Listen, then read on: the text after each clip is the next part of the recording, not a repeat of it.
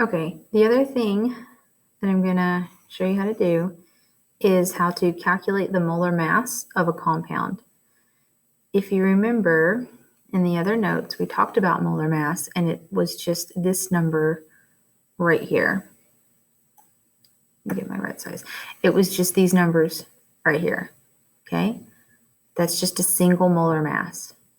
But we often will need to have the molar mass of a whole compound. So this is how we'd go about that. We'd start with carbon, okay?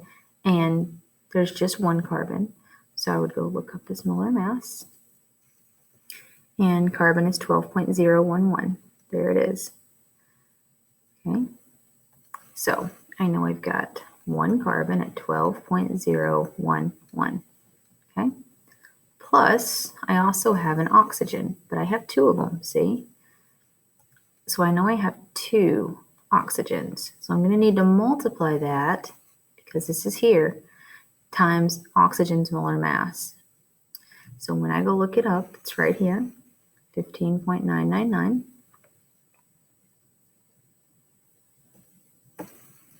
So I would just put 2 times 15.999. Okay, just the only thing about these are not complicated, but just remember your order of operations. Make sure that you do 2 times 15.999 first. Okay, that would be 31.998, and then add. Okay, so then plus 12.011. Definitely may be useful for you to work these with me. Get out your calculator, make sure that you're getting what I'm getting, in case you will know if you have any questions. So, and remember, our units are grams per mole. That would be the molar mass for carbon dioxide. Okay, so let's do another example. Let's do magnesium sulfate. So we know we have Mg, magnesium. So I would need to go look up magnesium's molar mass. It is 24.305. 24.305. And I just have one of them, so just put one. Plus, I only have one sulfur. So I'd go look up S. It's right here, 32.066.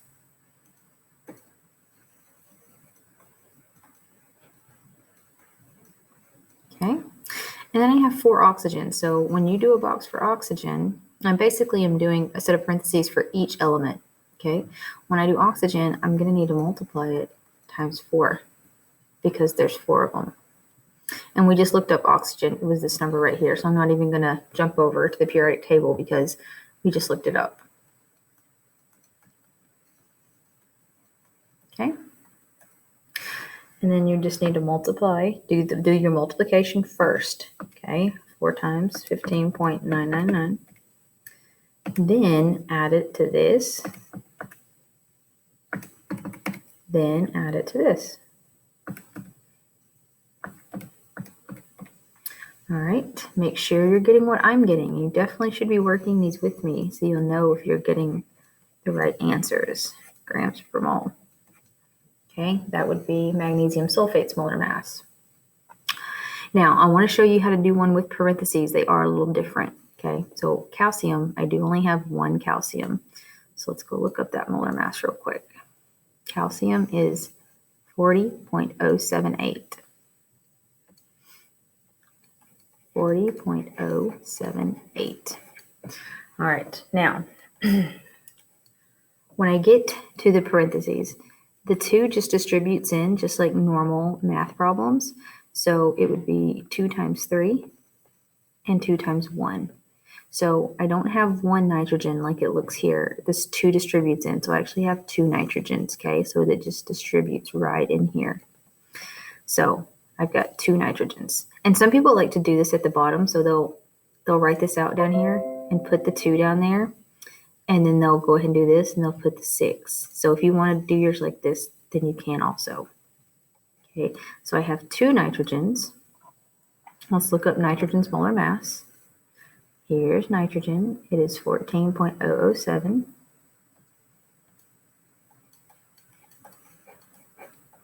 Okay. And then I have oxygen again, and I already know oxygen's molar mass. We've been using it, but look, it's distributed in, so I actually have 6, not 3. Okay, that's what happens when you have parentheses. You take this number on the outside and just multiply it in like math, and it changes to this. So I have 6 total.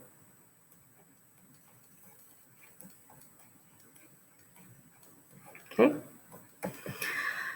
put that in our calculator. 6 times 15.999. All right, if you are going to put all of this together in your calculator, make sure you're good with your parentheses. If not, then do them one at a time.